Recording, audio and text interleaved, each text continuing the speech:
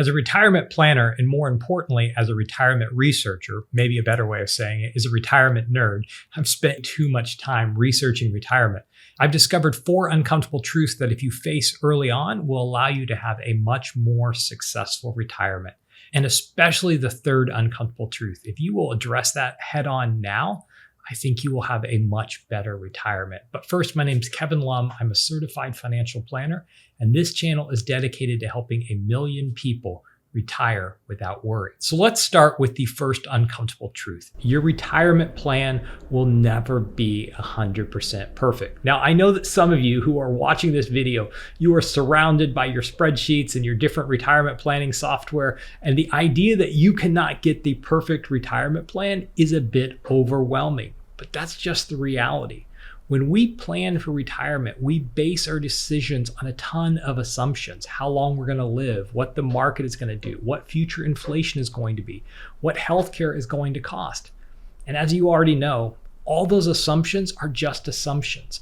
They can and will change. Your retirement is not a straight path. It's more like a winding road with a lot of detours along the journey. For example, many of you watching are facing skyrocketing home insurance costs. And if you haven't faced it yet, it's very possible that it could be in your future. And this was not in your financial plan. Let me just give you an example from my own life. I paid about $1,400 a year for homeowners insurance 2 or 3 years ago. And then last year, it increased to $3,600. I hadn't had any claim. Nothing had really changed, but my homeowner's insurance increased dramatically. Then I received a letter recently from my insurer saying that I'm no longer going to be covered when my current policy is over. And so I had to go on the open market and begin to shop for insurance. And what I discovered is that most major insurers have pulled out of the state of California, and the ones that are left are really expensive. I was quoted $9,500 by one of the major carriers. 2 years ago, I was paying $1,400. Then I was paying $3,600. Now I may have to pay $9,500. I've never had a claim. I'm not in a floodplain. I'm not at risk of wildfires. And if that happens to you in retirement, you're going to have to adjust your retirement plan. But if you learn to embrace flexibility on the retirement journey, you're going to be fine. The successful retirees are the ones who learn to be flexible. They adapt, they adjust, and they revisit their plan regularly. That's why we've started using a dynamic income strategy. Instead of giving our clients a giant document that becomes a doorstop, we have a dynamic plan that adjusts as your life and the market adjust. I saw another financial advisor recently bragging that one of their clients had sent them a picture of their go bag where they were fleeing Hurricane Helene, and they'd put this giant financial planning document in their go bag. If you are fleeing a disaster, I do not want you carting around a folder I put together for you a few years ago. Instead, I want to be the first call once you're safe and you're trying to figure out what's next. Your retirement is going to be full of surprises. The key is being flexible and ready to take corrective action when they do. And for some of us who are planners, if you're like me and you're a planner, you want to know exactly how everything is going to work out. And we have all these models and these spreadsheets. And the truth of the matter is we're just making educated guesses. So I'm curious, any of you who are retired, has there been any surprises that threw off your financial plan? If so, put it in the comment below. I'd love to hear about it. The second uncomfortable truth is that global financial crises will happen during retirement. And no matter how well you plan, you can't eliminate the risk completely. Think about it. Over the past few decades, we've seen major global events that no one would have predicted. Right? The 2000 tech crash, the 2008 financial crisis, the COVID pandemic, and most recently, inflation and geopolitical tension, right? These events shake the economy and they disrupt markets, and frankly, really scary. I remember sitting in front of my computer during the COVID crash and just watching the markets tank, and there was so much uncertainty and so much fear, and none of us had any idea how we were going to come out the other side. And the reality is things like this are going to happen again during your retirement. I don't know when or where they're going to come from. But the uncomfortable truth is that no matter how much we try, we can't avoid the risk entirely. But the key to success is accepting that these financial crises are part of your financial journey, part of your retirement journey. And instead of trying to eliminate the risk, because you open yourself up to a whole other set of risks when you do that. So instead of trying to eliminate the risk, focus on managing it. This is where things like having a well-balanced portfolio and a proper asset allocation really matter. You want to have enough money in safer investments to weather those storms while still allowing for growth over the long term. Because what I see is sometimes people are so scared about losing any money in the short term that they open themselves up to massive risk over the long term. And so we want to position ourselves in such a way that we don't have to panic sell into a market crash, and that we can withstand a prolonged market downturn, because some of these downturns can last for years. And so we want to make sure that we are positioned to sit through a prolonged market downturn, because what can really destroy a retirement plan is when you have to pull income from a declining portfolio. And what ends up happening is you end up going into the income death spiral. And I've got a whole video kind of going through it. It's just another way of talking about the sequence return risk. And so while you can't eliminate risk completely, you can prepare for it and you can learn to manage it. I want to take a quick second in the middle of this video.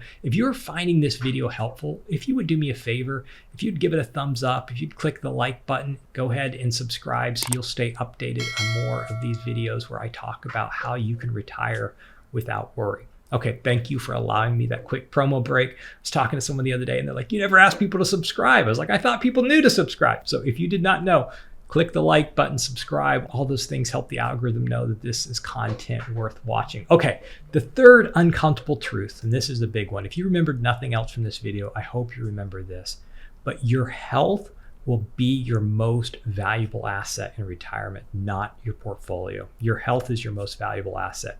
You might have a well-funded retirement plan, but if your health is failing, what's the point? I can't tell you how many times I've seen retirees overlook the importance of their physical and mental well-being until it's too late. You spent decades building a nest egg and worrying about asset allocation and planning for your finances. But what happens if medical issues arise? Not only does poor health eat into your savings, but it also severely diminishes your quality of life. So what can you do? Start investing in your health now. It's just as important as saving for retirement. Regular exercise, good nutrition, and taking care of your mental health will pay dividends throughout the rest of your life. I see people who spend hours worrying about their investments and their portfolio and poring over spreadsheets, but they completely avoid planning for and caring for the most important asset, their health.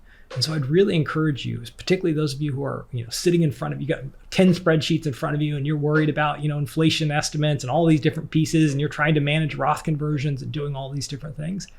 I'd really encourage you to spend just as much time, if not more time, focused on your health and making sure that you will be healthy so that you can enjoy your retirement. The next uncomfortable truth is one that for many of you won't come as a surprise.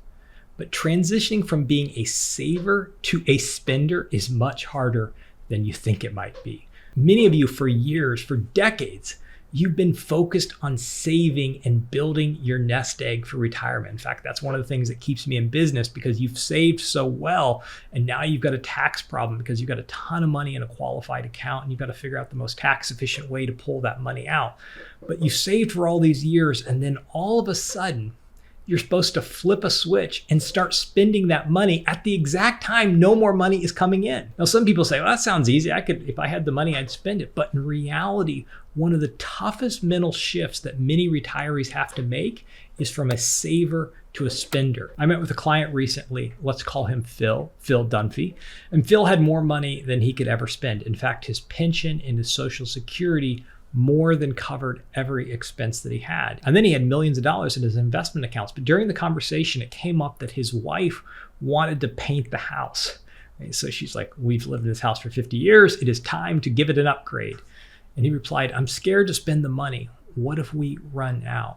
And Phil isn't alone. For many people, making that shift from saving, that scarcity mindset, to spending, especially after years of disciplined saving and frugality, it can feel incredibly uncomfortable to now begin spending the money. And what compounds this problem is that it happens at the exact moment that your paycheck stops. So now there's no longer any money coming in, and people are like, you just need to flip a switch. Now you need to learn to become a spender, not a saver. And it's really difficult.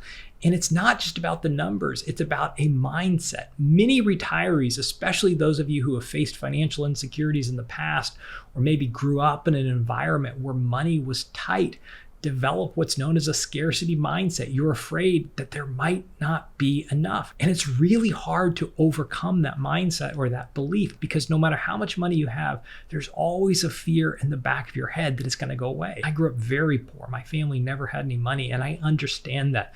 As things have gone well for my wife and I financially, there's always this fear that something will happen. You're going to run out of money. The market's going to crash. Inflation will eat away. No one's ever going to want to work with me again, right? Whatever the thing is that's in the back of your head.